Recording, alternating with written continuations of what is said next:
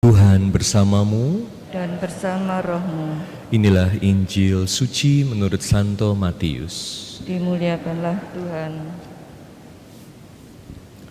Dalam khotbah di bukit, Yesus berkata, "Kalian telah mendengar sabda, jangan berzina.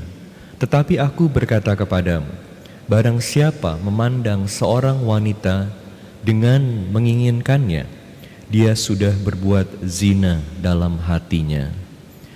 Maka, jika matamu yang kanan menyesatkan dikau, cungkilah dan buanglah, karena lebih baik bagimu satu anggota badanmu binasa, daripada badanmu seutuhnya dicampakkan ke dalam neraka.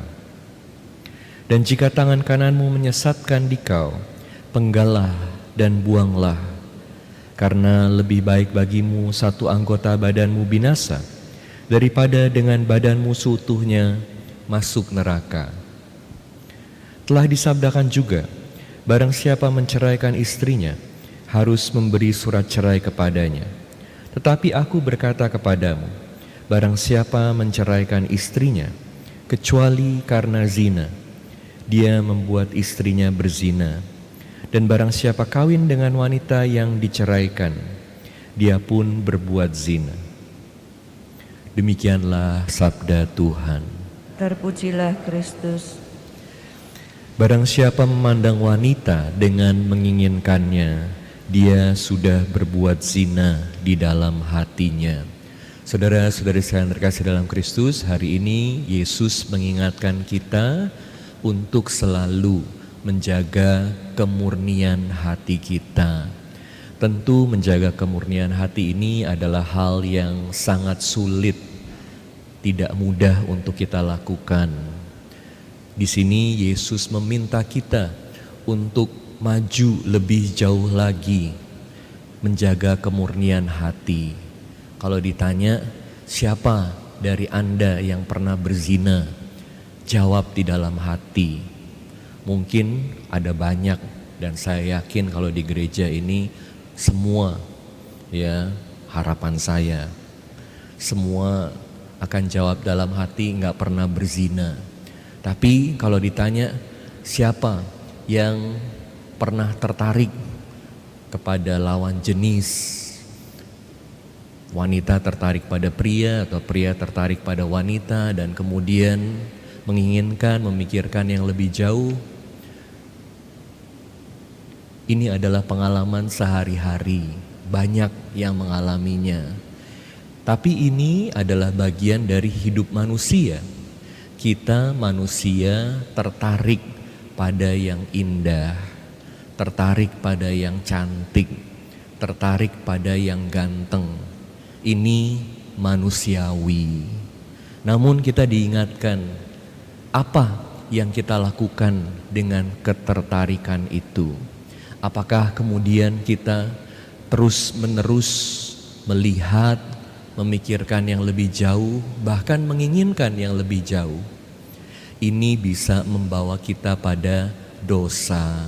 Dan saat kita semakin tertarik, saat kita semakin menginginkan, bagaimana kita melawan keinginan ini?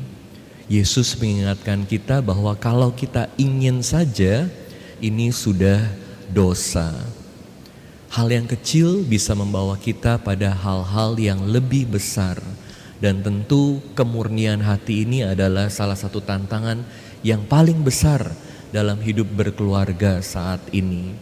Banyak keluarga jadi pecah karena kita tidak disiplin dalam menjaga kemurnian hati. Oleh karena itu tantangannya walaupun susah, bukan tidak mungkin, dengan rahmat Tuhan kita diundang untuk terus-menerus mendisiplinkan diri kita. Kalau tertarik, bilang puji Tuhan. Tapi gak boleh terus-menerus di-entertain, terus-menerus lihat, menginginkan yang lebih jauh lagi. Karena kita harus ingat, hidup ini untuk menjalankan rencana Tuhan. Kalau kita melihat arti yang lebih dalam dari hidup, kita bukan hanya sekedar mengejar keinginan atau mengejar ketertarikan, mengejar kenikmatan saja.